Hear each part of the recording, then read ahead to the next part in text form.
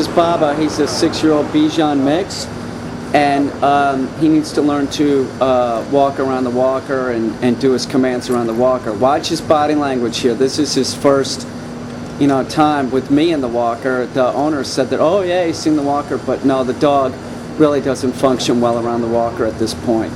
So, it's an object. It's like, dogs don't like that, but you can teach the dog to like it.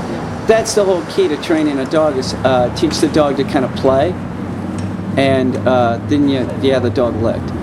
Now, so to habituate the dog to the walker, what we do is we just take the walker and set it down, and we walk the dog in a circle around the walker. It's an object. It needs to get habituated to this object, and that's the way we do it. And we make sure that the dog is functioning and listening to, make sure that the dog's listening to me.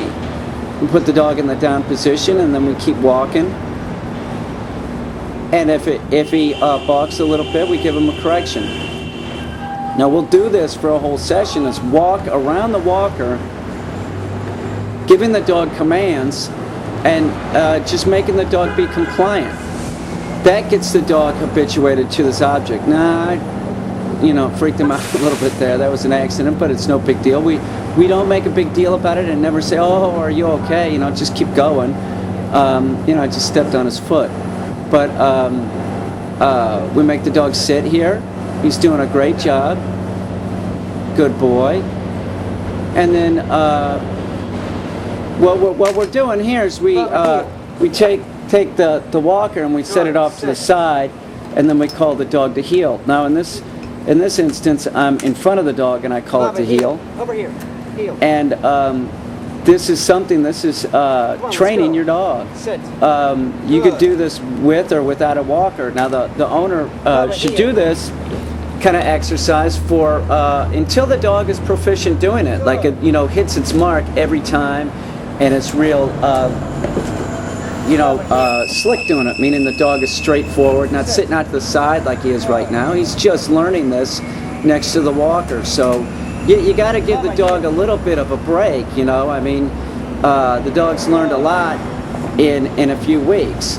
So that's what we're doing here, is we'll repeat it over and over again. And remember, the dog learns by repetition.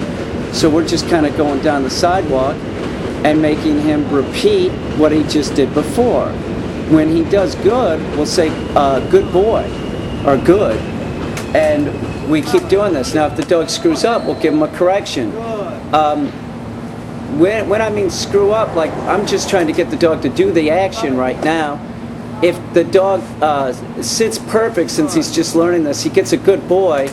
But if he doesn't do it just right, I might not say anything, and we do it again until we get a good boy. Like there, I gave him a leash correction.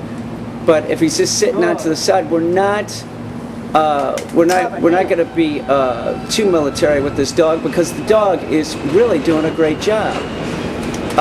The dog needs to do it right?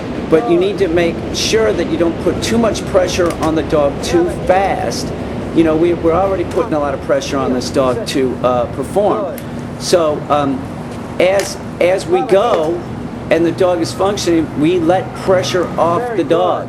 Now, he has an e-collar on, and we did not use the e-collar at all in this session. The e-collar is just on the dog. Since he's just learning this, right, we're just doing it without the e-collar, and the next time we do this, we'll probably use the e-collar. That's the key to the e-collar. It's like, don't overuse it. It is not a panacea for the dog. It's to help the dog be more compliant. But unless the dog understands fully what you want it to do, stay off that e-collar. That is not going to be helpful to the dog. It's just going to make him more excited.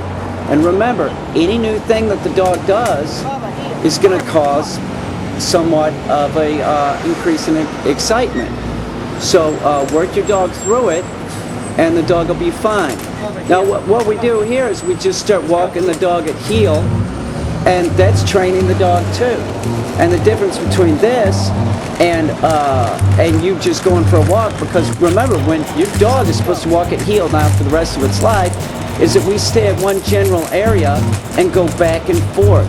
It helps the dog learn. The dog knows it's in training mode. We go down to the end of the street, down at that bag, and then we turn back around, and we repeat this over and over again. This will help the dog learn quicker. But now that the dog understands heel, and when I stop, that it's implied that he stops and goes in the down or sit position, the dog is functioning, and we're very happy with this dog. The dog's a great dog.